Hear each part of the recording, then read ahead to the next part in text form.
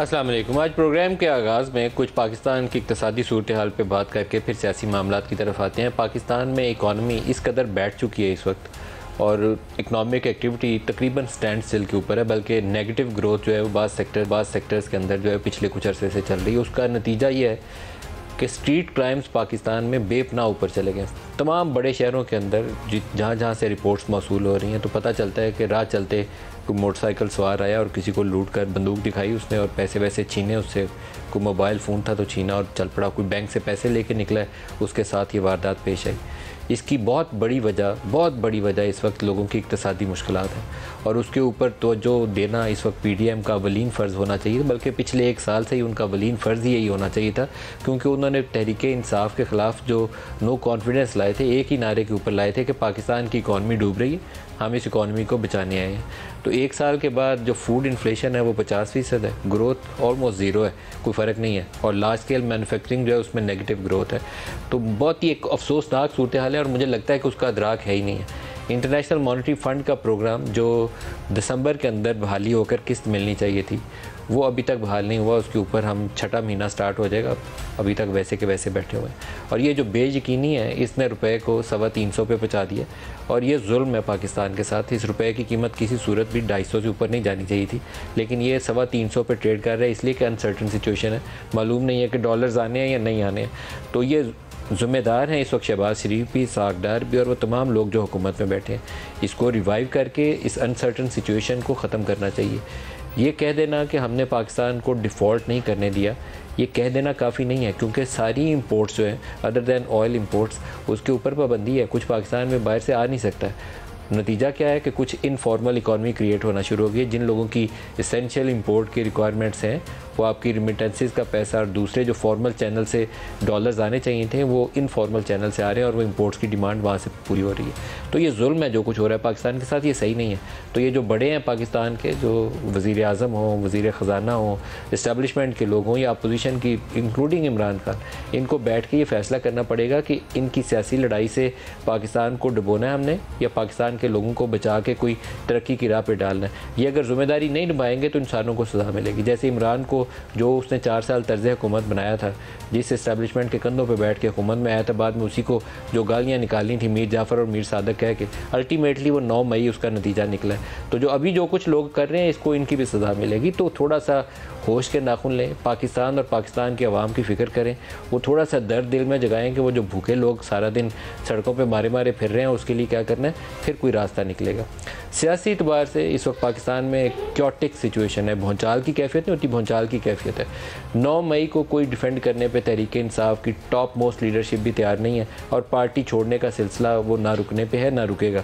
सब लोग छोड़ जाएंगे चंद एक के अलावा, जिनको शायद दूसरी जगह पे जाए पनाह नहीं मिलेगी, सिर्फ वो रह जाएंगे इमरान खान के साथ, बाकी सारे छोड़ जाएंगे। और एक नई डेवलपमेंट यह है कि जहांगीर खान तरीन वो आज अलीम खान के घर गए, जो इनके बहुत से मुनहरिफ अरकान थे जो इमरान खान को 9 अप्रैल के बाद पिछले साल 2022 में छोड़ गए थे, वो भी उसके साथ हैं। और जो 9 मई के बाद 12-13 माह के बाद जो बाकी का ग्रुप उसको कह के लाने ला तलकी करके छोड़ के जा रहे हैं, वो भी कई उसमें से बड़े की फिगर्स उस आज वाले खाने के अंदर मौजूद थे। तो अगर ये डेवलपमेंट हो जाती है और कभी इम्कान ये है कि जो ख़बरें हमारे साथ हैं कि वो उनके पॉलिटिकल जो सियासी राब्ते हैं उसमें तेज़ी आई है और एक नई सियासी जमात जिसके कई नाम ज़ेर गौर हैं, जिसमें पाकिस्तान इंसाफ पार्टी भी एक नाम है, हो सकता है ये हो, या नज़रियाती का नाम साथ लगा ले अखीर के अंदर और उसके साथ से पार्टी रजिस्टर करा लें, आइंदा चंद रोज़ के अंदर वो इसके ऊपर फ़ैसला लेकर आगे बढ़ सकते हैं।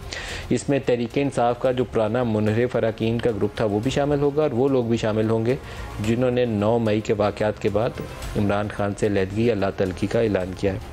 ये आइंदा चंद रोज़ जो हैं, 3-4 रोज़ या 5 रोज़, उसके अंदर ये हतमी फ़ैसला हो सकता है। तो अपने जो आज प्रोग्राम में हमारे साथ पैनलिस्ट हैं, फैसल वाडा सीनियर रहनुमा है, आबद शेर अली साहब हैं PMLN के सीनियर रहनुमा हैं, और इसके अलावा ओन चौधरी जो कहना चाहिए कि जहांगीर तरीन के इस वक्त तर्जमान की हैसियत है, उस ग्रुप की भी नुमाइंदगी यही करते हैं। ओन साहब बहुत शुक्रिया, आप हमारे साथ शामिल हो रहे हैं, वज़ीर आज़म के मशीर भी हैं। ओन साहब क्या बना रहे हैं? आज एक बड़ी डेवलपमेंट है कि जहांगीर तरीन अलीम खान के घर गए हैं, तो कौन कौन इकट्ठा हो रहा है? जी शुक्रिया जी, बिस्मिल्लाहिर्रहमानिर्रहीम। नदीम भाई, पहले बात तो ये है कि जहांगीर साहब और अलीम खान साहब का एक अच्छा पुराना ताल्लुक है और उन्होंने एक लंच पे बुलाया था आज, और जिससे हमारी काफ़ी डिस्कशन हुई और एक लंबी नशिस्त हुई। वैसे आपको मालूम है कि 9 मई के बाद काफ़ी ऐसे पीटीआई के लोग हैं, और ये एक बड़ा शर्मनाक वाक़या है, और उस पर हर उस मुर्द वतन को जो है वो तकलीफ़ है कि जो वाक़या पेश आया। पीटीआई के लोग जो थोड़ा सा भी शऊर रखते हैं और जिनको थोड़ी सी भी अक्ल और उनकी बसीरत ये कहती है, सियासी बसीरत, कि वो इस वाक़े को कभी भी डिफेंड नहीं कर सकेंगे जो उस दिन हुआ हमारे। और सब नई सियासी जमात रजिस्टर कराने का फैसला आज के इजलास में हुआ, कब तक रजिस्टर करवाएंगे? देखें जी, काफ़ी लोगों की सियासी जो है हमारी लीडरशिप की मुशावरत के साथ, इसमें पीटीआई के कुछ मेन लोग भी हैं और वो हमसे राब्ते में हैं, ताकि हम चाहते हैं कि सब लोगों को वो उनसे राब्ते हो रहे हैं, उनसे बातचीत हो रही है। जैसे आज भी डिस्कस हुआ कि पीके के भी कुछ लोग हैं और मेन लीडरशिप आते हैं वो, और उनके साथ मुलाकातें, और विद इन 2-3 डेज इंशाल्लाह ये डिसाइड करके तो इसको हम एक फाइनल हतमी शक्ल देंगे और अनाउंसमेंट करेंगे। क्या अनाउंसमेंट करेंगे हतमी तौर पर? जी बिल्कुल, यही अनाउंस करेंगे कि हम एक पार्टी जो है वो अनाउंस करेंगे, अपनी नई पार्टी अनाउंस करेंगे। जी, तो ये जो पीटीआई के जो और चौधरी साहब ये जो नाम चल रहे थे, ये पाकिस्तान इंसाफ पार्टी, तहरीक इंसाफ, नजरियाती और इस तरह के नाम सामने आए थे, कोई इसमें से तजवीज़ ज़ेर गौर है भी इस वक्त? देखें जी, अभी तो ये हमारी एक वो पॉलिटिकल कमेटी होगी जो फैसला करेगी। अभी तो before time I can't say anything, लेकिन इसके बाद जो पॉलिटिकल हमारी कमेटी होगी वही फैसला करेगी नाम पे। बड़े काफ़ी नाम हैं जो ज़ेर गौर है, लेकिन ये कि फाइनली जो तरीन साहब और जो मेन लोग होंगे वो डिसाइड करेंगे। और साहब एक चीज़ और बता दें, आप सारे नाम तो डिस्क्लोज़ करना नहीं पसंद करेंगे, लेकिन काफ़ी बड़े बड़े नाम हैं जो पीटीआई से लहदा हुए हैं। फवाद चौधरी ने पार्टी छोड़ दी, बड़ा सरप्राइज़ था। इमरान इस्माइल ने पार्टी छोड़ दी, बड़ा सरप्राइज़ था। परवेज़ खटक अभी खामोश हैं। ये कुछ सेंट्रल फिगर्स हैं पीटीआई के अंदर। अगर ये फैसला करें कि उन्होंने इधर रहना है या किसी और तरफ जाना है तो काफ़ी उससे फ़र्क पड़ता है। तो क्या परवेज़ खटक, इमरान इस्माइल, फवाद चौधरी, ये लोग आपकी तरफ, या आमिर कियानी थे और बड़े नाम हैं, ये आपकी तरफ आने का इम्कान है?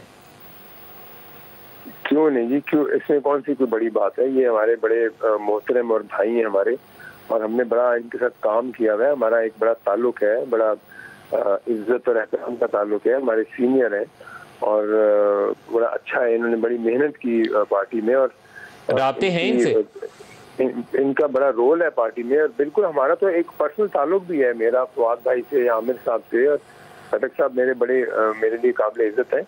और ये हमारा सियासत घाट से भी एक ताल्लुक है, और राब्ता पहले भी रहा है, अभी भी राब्ता है। और ये राब्ता कोई पॉलिटिकल राब्ता नहीं है, हमारा पर्सनल उनसे एक रिलेशनशिप है। तो ये कोई बड़ी बात नहीं, इंशाल्लाह राब्ता है। और अगर और भी कुछ ऐसे हमारे दोस्त हैं जो वहाँ से राब्ते में हैं और जो बिल्कुल आना चाहेंगे, और उनके साथ हम अपनी अंडरस्टैंडिंग डेवलप करेंगे, और वो हमारे साथ शामिल होंगे इस इवेंट पे, इस अनाउंसमेंट पे। और चौधरी साहब बहुत शुक्रिया आपने हमें ज्वाइन किया। फैसल बॉडा साहब, ये तहरीक इंसाफ के अंदर से एक तहरीक इंसाफ जन्म ले रही है, कैसे देख रहे हैं आप इसे? बहुत शुक्रिया नदीम साहब। देखिए नदीम साहब, सबसे बड़ी तो बदनसीबी हमारी ये है कि हम ऐसी ज़बरदस्त पार्टी, उसका एक ज़बरदस्त लीडर, विजनरी, बहादुर, वो पार्टी कहाँ से कहाँ आई है।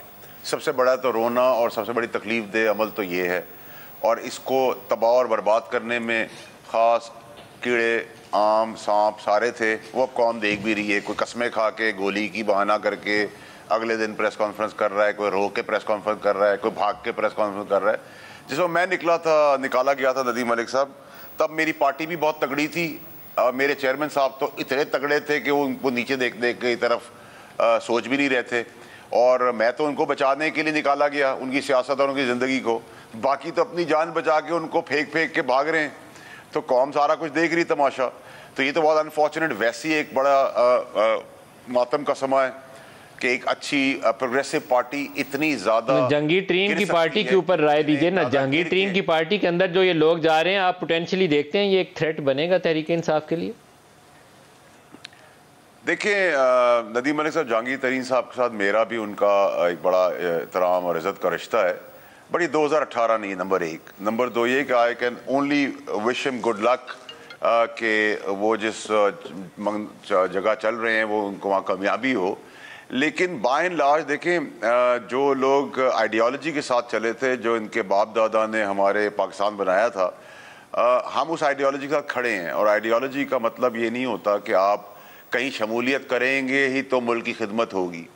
आप बहुत सारे लोग शमूलियत कर भी सकते हैं, लेकिन अभी तक मुझे कोई जितनी मेरी बात हुई दोस्तों से, कोलीग्स से जो मेरे साथ राब्ते में हैं, उनमें से मेजॉरिटी बाय एंड लार्ज जो है वो जहांगीर तरीन साहब के साथ मुलाकात, फ़ोन पे गपशप, उनका एहतराम करने तक तो बिल्कुल खड़े में।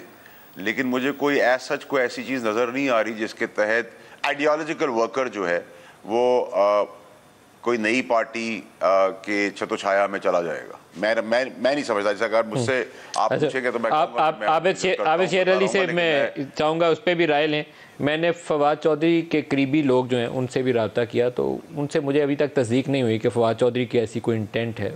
मैं उनसे तस्दीक नहीं भी कर पाया। आबिद शेर अली, आप बताइएगा, क्या नई सियासी पार्टी इस मौके के ऊपर लोगों में काबिल कबूल हो जाएगी, या एक वो काफ लीग वाला तजर्बा होगा, किंग्स पार्टी पहले भी नाकाम हो गई थी, दोबारा नाकाम हो जाएगी? देखें नदीम मलिक साहब, पीटीआई बनाई ही गई थी पाकिस्तान मुस्लिम लीग नून के अगेंस्ट। ये कोई पॉलिटिकल वर्करों की जमात नहीं थी, ना ही कोई पॉलिटिकल सोच रखने वाले होंगे चंद एक या 2%। मैं उस पर परवेज़ खटक साहब हैं, शाह महमूद कुरैशी हैं, चाहे मेरे 100 इख्तलाफात हों उनसे, वो पॉलिटिकल लोग हैं और पॉलिटिकल सोच रखते हैं। और ये जो बाकी तितर बितर हुए हैं, जैसे फैसल वाडा साहब ने भी कहा है, तो उनका कोई करियर नहीं था। वो आपको पता था कि कैसे जितवाए, कैसे उनको लाया गया था, कैसे उनको मुस्लिम लीग नून के अगेंस्ट खड़ा किया गया था, कैसे किंग्स पार्टी बनाई गई थी, ये आपको पता था। जनरल पाशा के दौर से ये जनरल काम शुरू हुआ, फिर उसमें जनरल ज़हीर इस्लाम ने हिस्सा डाला, फिर उसमें और ऐसी लोगों की शामिल थी। उसके बाद फैज़ अमीर साहब और जनरल बाजवा साहब, उन्होंने बिल्कुल एक पॉलिटिकल फोर्स बनाई, जिन्होंने हमारा 2018 का इलेक्शन चोरी किया और इस तरह के नाअहल लोगों को ला दिया। तो ये कोई ऐसी बात नहीं है कि जो आप इस तरह घबरा रहे हैं कि ये लोग जमात छोड़ रहे हैं, क्योंकि मेरे वालिद साहब ने, मैंने पहले भी आपको कहा कि 13.5 साल जेल काटी उन्होंने। जनरल मुशर्रफ के दौर में 3.5 साल काटे, जनरल यहिया के दौर में 4 साल काटे, जनरल अयूब का मार्शल लॉ काटा, जुल्फ़िकार अली भुट्टो की जेल काटी, बेनज़ीर भुट्टो साहिबा की जेल काटी। मेरे वालिद साहब के 13 साल उनकी ज़िंदगी के जेलों में गुजरे, लेकिन उन्होंने नवाज़ शरीफ और अपनी पार्टी का साथ नहीं छोड़ा। तो ये मेरे बड़े भाई भी जेल में डाल दिए गए, मैं भी जेल में डाल दिया गया। बहुत सारी जनरल महमूद साहब आते थे उस वक्त अटक किले में, बेशुमार ऑफर्स करते थे चौधरी शेर अली साहब को, उन्होंने जूते की नोक पे भी नहीं रखा और अपनी सजाएं उन्होंने काटी। मैंने आपको ये कहा थे नहीं ना सियासत में, उसके बाद आए हैं ये तो। मेरे वालिद साहब तो थे। मैं अपने वालिद की, मैं उस वक्त मेरे वालिद साहब फाउंडर मेंबर थे जिन्होंने पीपल्स पार्टी बनाई, और भुट्टो जब वज़ीर आज़म थे, मेरे वालिद साहब ने उस वक्त पीपल्स पार्टी को खैराबाद का, और भुट्टो ने 180 मुकदमात में मेरे वालिद साहब को नज़रबंद किया। फिर जनरल ज़ियाउल हक़ की मार्शल लॉ आई, मेरे वालिद साहब क्या हमारा पूरा ख़ानदान जेलों में फेंक दिया गया। ये नहीं है, मेरे वालिद साहब एक पॉलिटिकल वर्कर थे और आज भी अल्हम्दुलिल्लाह वो एक पॉलिटिकल वर्कर हैं। तो हम अपने आइडियालॉजी के साथ खड़े हैं, हम अपनी सियासी कमिटमेंट्स के साथ खड़े हैं, चाहे 100 हमारे पर पॉलिटिकल प्रेशर आए, उतराव चढ़ाव आए। क्या जहांगीर तरीन अगर आबिद शेर अली पंजाब में एक नई सियासी जमात बनाते हैं तो आपको लगता है कि वो एक खतरा होगी गोइंग फॉरवर्ड तरीके इंसाफ के लिए? I just only wish him good luck. मैं तो उन्हें गुड लक ही कह सकता हूँ। मेरा जहांगीर तरीन साहब से इंटरेक्शन रहा 2002 में, जब वो जनरल मुशर्रफ के दौर में वज़ीर थे। तो मैं उस वक्त अल्हम्दुलिल्लाह जब 14-15 सीटें जीती थी। मैं उस वक्त भी अल्हम्दुलिल्लाह मुस्लिम लीग नून की टिकट पे, नवाज शरीफ की टिकट पे इलेक्ट हुआ था। तो मेरा उस वक्त भी मैंने बहुत सारे इतराव चढ़ाव देखे हैं नदीम मलिक साहब इन्हीं असम्बलीज़ के अंदर, इन्हीं अवानों के अंदर, जो जनरल मुशर्रफ को कहते थे जी हम आपको सारी ताहयात आगे सदर रखेंगे, परवेज़ इलाही जैसे लोगों ने कहा। इसी तरह उन्होंने इमरान खान को और कहा जी हम अगले 20 साल का जो प्लान था, जो भी चाकआउट हुआ वो भी पता चलता है। लेकिन जो मेरा जो आपने शुरू में आपने इंट्रो में कहा कि जो चार्टर ऑफ इकॉनमी है जिसकी वजह से पाकिस्तान सफ़र कर रहा है मलिक साहब, आप मैं आते जाते रहेंगे। पाकिस्तान यहाँ पर है, पाकिस्तान है तो आप मैं स्टेबिलिटी के साथ यहाँ पे इलेक्शन लड़ेंगे। लेकिन अनफॉर्चुनेटली जो पाकिस्तान का हाल कर दिया गया, जो माशी बदहाली, जो आपने कहा कि जी थेफ्ट बहुत है, मुझे भी पता है, गाड़ी चोरी होती हैं, मोटरसाइकिल, और भी मेरी अपनी फैमिली के लोगों को पीछे यहाँ पे सत्याना रोड पे मेरी भाभी के साथ ये इंसिडेंट हुआ। ये चीज़ें हैं, मैं इन चीज़ों से हम आंखें नहीं बंद किए हुए, लेकिन ये फैक्ट है कि हमें तमाम स्टेक होल्डर, जिसमें जुडिशरी भी है, आर्म फोर्सेस भी है, पॉलिटिकल लीडरशिप भी है, तमाम एक हमें अकॉर्ड बनाना चाहिए, साइन करना चाहिए कि पॉलिटिकल पार्टीज़ आती जाती हैं और जो हम अपनी एक दूसरे पर फिर गंद फैलते हैं और डिसकंटिन्यूटी करते हैं, जो भी एक फाइनेंशियल प्लान होता है जिसकी वजह से आज हम सफ़र कर रहे हैं। जो आप फरमा रहे हैं, IMF के पास फैसल वाडा साहब को अच्छी तरह से पता होगा कि ये उस वक्त बैठे थे, तो जब ये साइन किया गया ड्राफ्ट जो IMF के साथ है, वो आप और मेरी मुशावरत से तो नहीं किया गया, जिन लोगों ने करवाया और उसके बाद जो फिर हाल किया पाकिस्तान की इकॉनमी में। और एक आखिरी बात, आबिद शेर अली साहब, जो तहरीके इंसाफ का IMF के साथ एग्रीमेंट था, अभी मौजूदा IMF का एग्रीमेंट जो है वो तहरीके इंसाफ वाला एग्रीमेंट नहीं है। उसके बाद ये जाते जाते पहले तो शौकत तरीन ने किया था, लेकिन फिर आपके जो पहले फाइनेंस मिनिस्टर थे मिफ्ता इस्माइल, उसने इस प्रोग्राम को बहाल करवाया, एक्सटेंड करवाया। अभी आपका प्रोग्राम है जिसको डिट्रैक भी आप ही ने किया, किसी और ने नहीं किया। पहला कसूर PTI का 3.5 साल, पिछला 1.25 साल आपका कसूर है। फैसल वाडा को भी शामिल कर लें। फैसल वाडा साहब, क्या इसके ऊपर हमारी इस्टेब्लिशमेंट को परेशानी नहीं होती? जो कुछ सड़कों की सूरत हाल है, जो इकॉनमी की सूरत हाल है, पोर्ट के ऊपर सारी एक्टिविटी हमने ब्लॉक की हुई है, इंडस्ट्रियल सेक्टर आपका नेगेटिव ग्रो कर रहा है, तो हम तो एक टिकिंग टाइम बॉम्ब के ऊपर पूरे पाकिस्तान को बिठा दिया, किसी वक्त भी फट पड़ेगा। ये सूरत हाल दुरुस्त नहीं है जी। नदीम मलिक साहब, देखिए, जहाँ तक आपने इकॉनमी की बात की है, तो मेरा अपना ख्याल है कि मैं आबिद साहब से डिसग्री करूँगा इस बात के ऊपर कि जो इकॉनमी की तबाही है और जो डॉलर को ना रोकने की नाकामी है, आज डॉलर 330-335 रुपए में कर रहा है, 50 रुपए का फ़र्क है इंटर बैंक में और मार्केट के अंदर। रिगार्डलेस के PTI की हुकूमत को बहुत ब्लेम किया जाए और उस पर बहुत सारे फॉल्ट्स PTI के होंगे उस टाइम के, और जब शुरू में जो हमारा इनिशियल बहुत ही तोप खाने वाला फाइनेंस मिनिस्टर आया, एक्चुअली तो PTI की तबाही का रीज़न ही वो बना जब आपने एक्सपेरिमेंट करने की कोशिश की नालायकी की वजह से कि IMF के पास नहीं जाएंगे।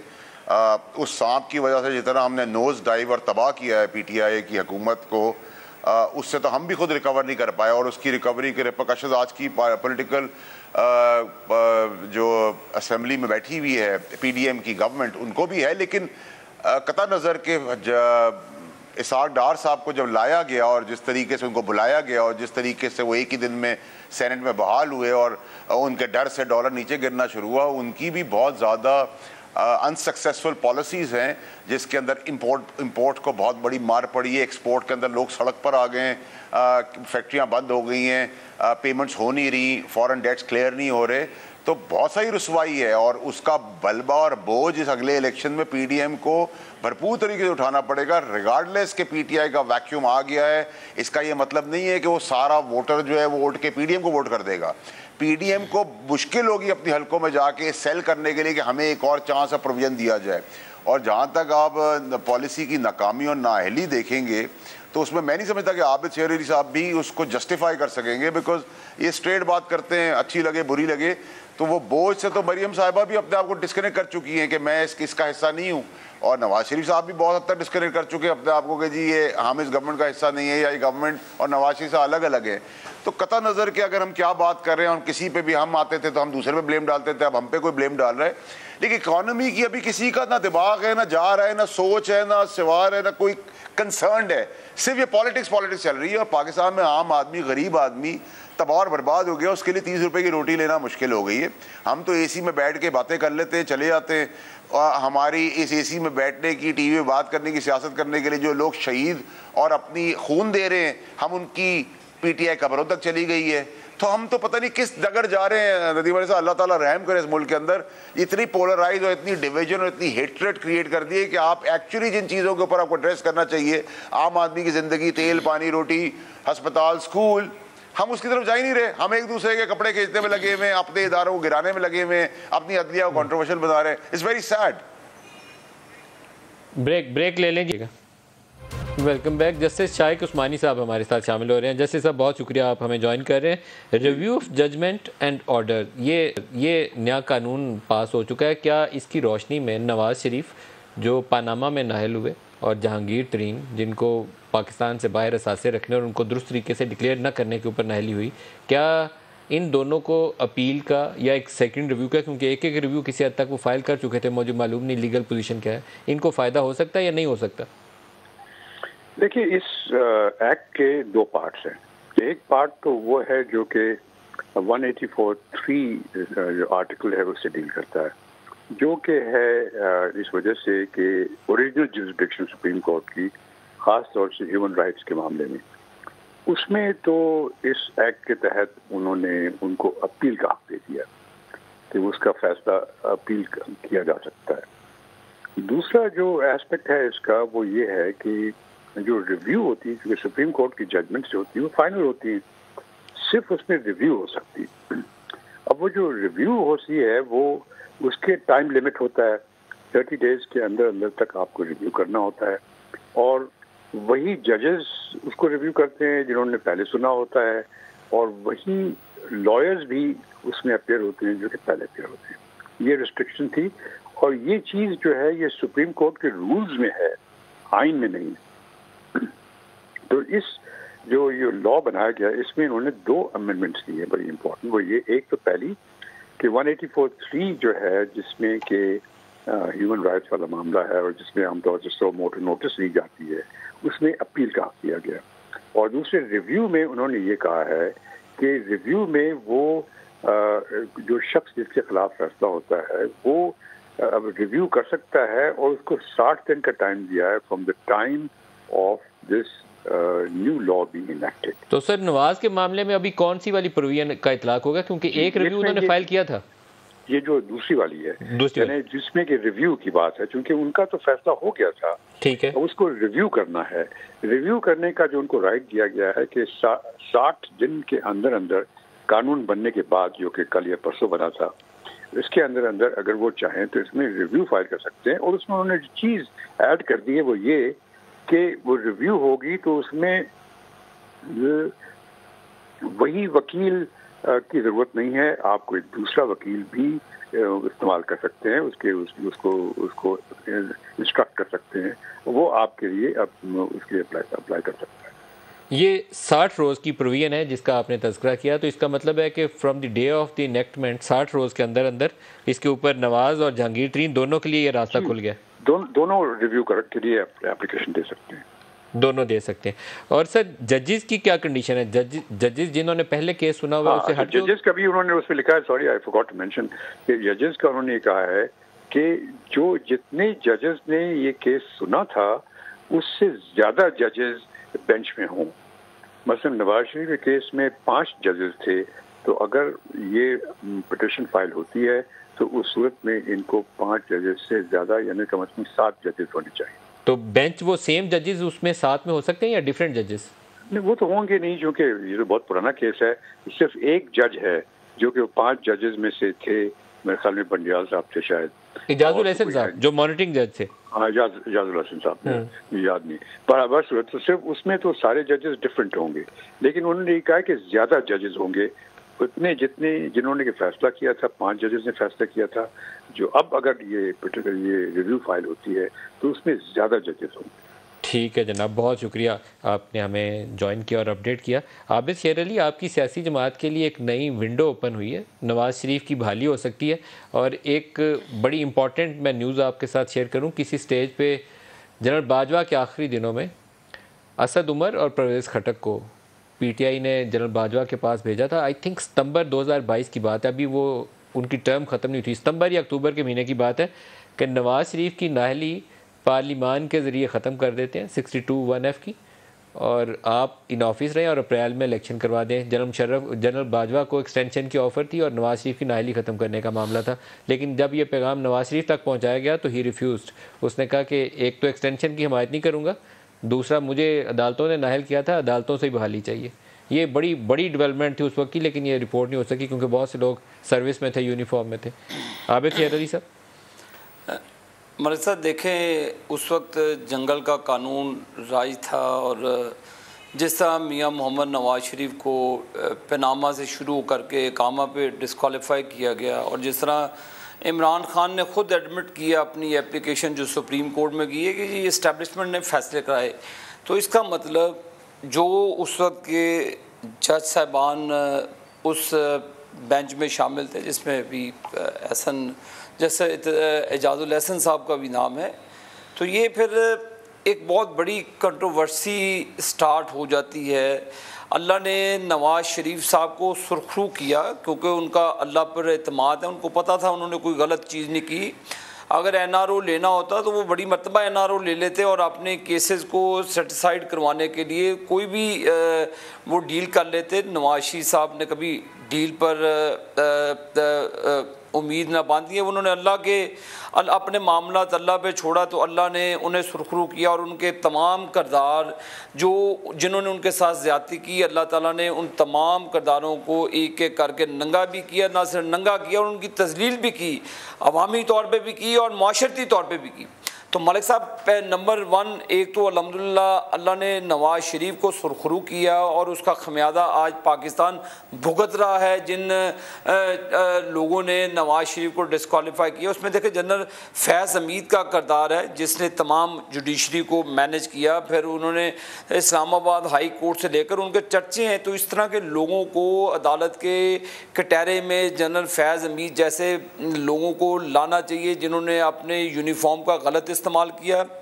साकिब निसार जैसे नासूरों लोगों को आप कटहरे में इंसाफ में लाएं जिन्होंने प्रेशर में आकर फैसला किया। तो क्या आप मुझे बताएं कि पाकिस्तान की सुप्रीम अदालतें जिन पर 22 करोड़ अवाम एक तवक्को और उम्मीद लगाए बैठे हैं कि ये फैसला देंगे, लेकिन उन्होंने अपना ईमान बेचा, उन्होंने अपना ज़मीर बेचा, उन्होंने ना सिर्फ इंसाफ का कत्ल किया, उन्होंने पाकिस्तान का मुआशी कत्ल कर दिया उनके इन फैसलों ने।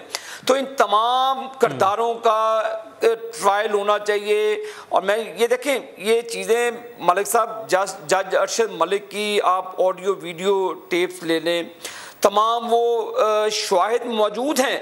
तो आप मुझे बताएं कि जो आपके हक में शवाहिद हों तो आप उसको ट्रायल करने पे उस बेस पर तैयार हैं। जब आप हमारे पे ऊपर इल्ज़ाम लगाते हैं, हमारे ऊपर आपने बेशुमार इल्ज़ाम लगाए। ब्रेक करीब आ गई, आबिद साहब ब्रेक करीब वापसी पे फैसल वाडा साहब आपसे जवाब लेता हूँ, ब्रेक ले लेंगे हमारे साथ। वेलकम बैक फैसल वाडा साहब। क्या नवाज शरीफ की वापसी, क्या उनकी जो PMLN की इस वक्त सियासत है पंजाब के अंदर उसको सहारा दे सकती है? क्योंकि मुझे नहीं लगता कि PDM की 1 साल की जो हुकूमत है उसके बाद इन जमातों को पंजाब में पाँव रखने के लिए अभी गुंजाइश मौजूद है। PTI को मार पिट रही है लेकिन PDM अभी भी खड़ी होने के काबिल नहीं। नदीम मलिक साहब देखिए, सबसे पहले तो आबिद शेरी साहब ने बड़ी बात की, अच्छी बात की, उन्होंने शख्सियात का नाम लिया। तो भाई मैं तो आबिद शेरी साहब से पूछता हूँ कि आप फैज़ हमीद की बात करें और वगैरह वगैरह की बात करें, तो हुकूमत तो आपकी है, इतनी इखलाकी जुर्रत और ताकत तो रखें कि करें। क्यों नहीं कर रहे? आगे क्यों नहीं बढ़ रहे? कानूनी चाराजोई क्यों नहीं कर रहे हैं? क्यों नहीं कटहरों में ला रहे हैं? कौन रोक रहा है? देखें, आबिद साहब PTI में नहीं आ सकते, मैं नून में नहीं जा सकता, लेकिन एक जगह पे मैं इनका साथ देने को तैयार हूँ आबिद शेरी साहब का। ये सुबह करें, बिस्मिल्लाह मैं लब्बैक करके इनके साथ खड़ा हूँगा। देखिए हमने तो इखलाकी जरूरत दिखाई जब अल-कादिर ट्रस्ट में इमरान खान, ये तो चैलेंज है फैसल वाडा साहब आपका, के लिए भी गलती की। ये शहबाज शरीफ आपका चैलेंज मानेंगे नहीं? आबिद शेर अली की दिली ख्वाहिश भी हो तो शहबाज साहब नहीं मानेंगे। सर देखिए फिर तो कौम को नजर आ रहा है ना, फिर कौन क्या कर रहा है, किस तो मैं सवाल कर रहा हूं इनसे। ये पुराने एक्सपेरिमेंट्स पे काम नहीं चलेगा नदीम मलिक साहब। आप गाड़ियां भर सकते हैं ना जहाज भर सकते हैं। ये 2023 है ना, आप काले को सफेद करके ला सकते हैं। वही लेबोरेटरी के टेस्ट फेल हो चुके हैं। अब आपको नया फॉर्मेट, नया फार्मूला लाना पड़ेगा।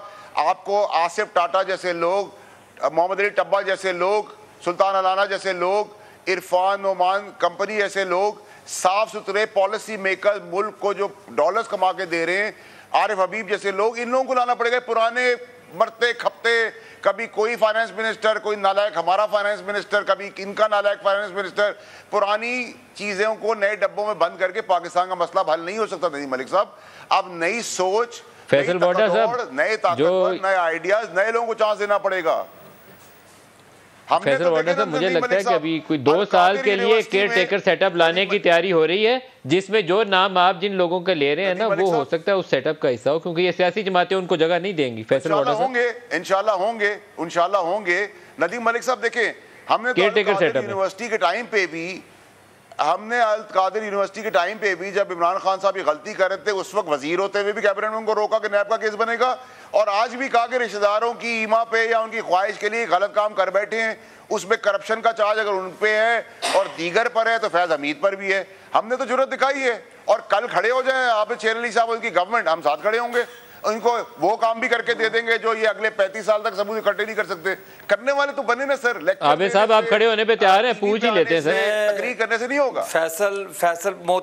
मोहतरम फैसल वाडा साहब मेरे भाई, मियाँ नवाशी ने तो जुर्रत वाला कदम उठाया था जनरल मुशर्रफ के खिलाफ रेफरेंस भेज के, तो आप जुर्रत क्यों नहीं दिखाई आपने?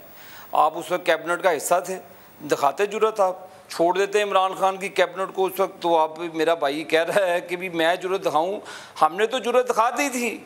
पाकिस्तान की हिस्ट्री में पहली मरतबा एक उस वक्त जो अब वो मर गया, मैं जनरल मुशर्रफ को कोई दूसरे अल्फाज में नहीं कहना चाहता, वो अल्लाह का और जो उन लोगों का मामला है, नवाब अकबर। देखिए उस वक्त की पाकिस्तान तहरीक इंसाफ की कैबिनेट से 2 वजीरों ने, इनके वजीर कानून ने और इनके वजीर इतलात ने, दोनों ने मिलकर प्रेस कॉन्फ्रेंस करके वो जो पेशावर हाई कोर्ट के जज जिन्होंने वो ऑर्डर दिया था, अल्लाह उनकी मग़फ़िरत फरमाए, उनके ज़हनी तवाज़ुन को क्वेश्चन किया था।